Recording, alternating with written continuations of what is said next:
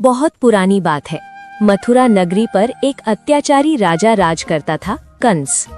उसका दिल पत्थर जैसा था और मन में सिर्फ शक्ति और भय बसा हुआ था। एक दिन आकाशवाणी हुई, हे कंस, तेरी बहन देवकी का 8वां बेटा तेरी मृत्यु का कारण बनेगा। ये शब्द कंस के लिए बिजली जैसे थे। उसने तुरंत देवकी और उसके पति वासुदेव को कैद कर लिया। देवकी के हर बच्चे को जन्म लेते ही कंस मार देता। पूरा मथुरा डर के साए में जी रहा था। फिर आई भाद्रपद मास की अष्टमी रात। अंधेरा, बारिश, बिजली, गरज, पूरा प्रकृति जैसे किसी बड़े चमत्कार का इंतजार कर रही थी। उसी रात श्री कृष्ण का जन्म हुआ। जैसे ही कृष्ण पैदा हुए, कैद खाने के ताले खुल गए, पहरेदार सो गए और वासुदेव के मन में एक दिव्य आदेश आया, इस बालक को गोकुल ले जाओ। यमुना नदी खुद रास्ता दे रही थी। शेषनाग ने अपने फन से कृष्ण को बारिश से बचाया। गोकुल पहुंचकर वासुदेव ने कृष्ण को नंद बाबा और यशोदा माँ के घर छोड़ दिया और वहां पैदा हुई योगमाया को मथुरा ले आए। सुबह कंस ने जब उस बच्चे को पटकना चाहा तो वो आकाश में गायब हो गई और कहा, जिसने तुझे मारना है वो कहीं और जन्म ले चुका है। अंधकार का अंत शुरू हो चुका था। गोकुल का नन्हा नटखट बाल कृष्ण। गोकुल में कृष्ण सिर्फ एक भगवान नहीं थे, वो मक्खन चोर, नटखट बालक और सबके लाडले थे। यशोदा माँ उन्हें डांटती थी पर दिल से बहुत प्यार करती थी। कृष्ण मक्खन चुराते, मिट्टी खाते और पूरे गांव में शोर मचाते।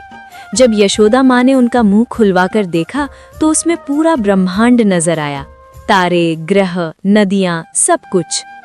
ये सिर्फ एक माँ और बेटा की कहानी नहीं थी, ये बताता है कि ईश्वर हर रूप में हो सकता है, एक बच्चा भी, एक दोस्त भी।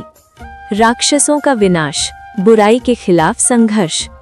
कंस ने कृष्ण को मारने के लिए कई राक्षस भेजे। पूतना, जो जहरीला दूध पिलाने आई, तृणवर्ता, जो आंधी बनकर उड़ा ले गया, बकासुर, अघासुर और न जाने कौन कौन। पर हर बार कृष्ण ने बुराई को हराया। ये सब सिर्फ शक्ति का प्रदर्शन नहीं था, बल्कि एक संदेश था। जब सच्चाई के साथ भगवान खड़े हों तो बुराई का जीतना नामुमकिन है। गोवर्धन पर्वत, अहंकार का अंत। एक बार इंद्रदेश को अपनी शक्ति का बहुत घमंड हो गया। कृष्ण ने गांव वालों को समझाया कि प्रकृति और कर्म का पूजन करो, न कि घमंड का। गुस्से में इंद्र ने भयंकर बारिश भेज दी। गोकुल डूबने लगा। तब कृष्ण ने अपनी छोटी सी उंगली पर गोवर्धन पर्वत उठा लिया। 7 दिन तक सब लोग उसके नीचे सुरक्षित रहे।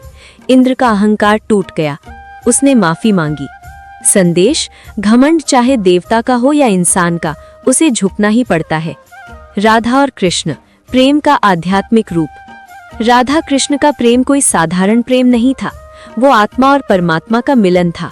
राधा बिना कृष्ण के अधूरी थी और कृष्ण राधा के बिना। उनका प्रेम सिखाता है, प्रेम में अधिकार नहीं, समर्पण होता है। प्रेम में शर्तें नहीं, विश्वास होता है। ये प्रेम युगों तक अमर हो गया। मथुरा वापस, कंस का वध। जवानी आते ही कृष्ण ने अपना कर्तव्य याद किया। वो मथुरा गए। रंग भरी होली के बीच अखाड़े में सबके सामने कंस का वध किया। मथुरा को अत्याचार से मुक्ति मिली। देवकी और वासुदेव को उनका बेटा मिला। पर कृष्ण यही नहीं रुके। उनका जीवन सिर्फ अपनों के लिए नहीं था, पूरी धरती के लिए था। द्वारका, एक नया युग। कृष्ण ने द्वारका नगरी बसाई, समुद्र के बीच एक सोने सी नगरी। यहाँ से उन्होंने न्याय, प्रेम और धर्म का राज चलाया।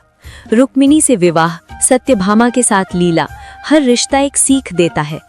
जिंदगी में बैलेंस जरूरी है, प्रेम भी, कर्तव्य भी। महाभारत, धर्म का महायुद्ध। महाभारत सिर्फ युद्ध नहीं था, ये धर्म और अधर्म के बीच संघर्ष था। कृष्ण ने शस्त्र नहीं उठाया पर सारी दिशा बदल दी। वो अर्जुन के सारथी बने। जब अर्जुन टूट गया, कृष्ण ने कहा, कर्म करो, फल की चिंता मत करो। यहीं से भगवद गीता का जन्म हुआ। जिंदगी का सबसे बड़ा ज्ञान। गीता सिखाती है, अपना कर्तव्य निभाओ, डर को छोड़ो, सच के साथ खड़े रहो। श्री कृष्ण का अंत, शरीर का पर आत्मा का नहीं। युग के अंत में एक शिकारी के तीर से श्री कृष्ण का शरीर छूट गया, पर वो तो अमर थे। उनका शरीर गया पर उनका ज्ञान, प्रेम और लीला अमर हो गई। कृष्ण आज भी जिंदा है। जब कोई बिना डर के सच बोलता है, कृष्ण जिंदा है। जब कोई कर्म करता है बिना लालच के, कृष्ण जिंदा है। जब कोई प्रेम करता है बिना शर्त के, कृष्ण जिंदा है। कृष्ण सिर्फ मूर्ति नहीं, मार्गदर्शक है। कृष्ण सिर्फ भगवान नहीं, जीवन का सार है। जिंदगी में दुख आए तो याद रखना, कृष्ण कहते हैं मैं तुम्हारे साथ हूँ।